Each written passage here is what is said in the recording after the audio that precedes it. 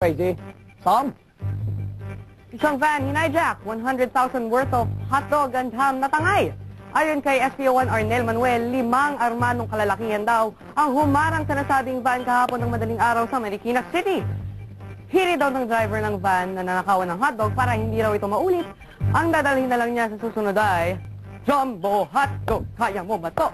Kaya mo ba to? Kaya mo ba to?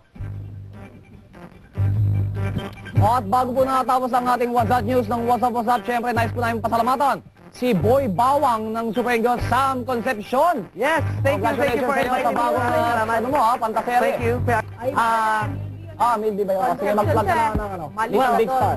Anyway, panoorin niyo po ang Little Big Star Season 2 at abangan niyo rin po ang Super Eagles sa ABS-CBN at Y-Speak din po every Sundays dito sa Studio 23 every 7:30. At gusto ko pong pasalamatan ang Veg Cleaners for my clothes, Skechers for my shoes, and Dr. Joyce Abrayres of Elijah Dental Specialist for my smile. Buti ka man, nakakabati na ganyan kami. Maraming salamat sa iyo, Boy Palakpak. At Sam, maraming salamat sa iyo dito dahil ito ay may kredibilidad, May dignidad.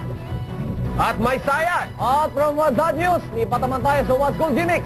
Kaya ito, palipat na po kami habang wala kami ng banda, kaya kami po tutugtog. Halika na, guys! Okay. Saya!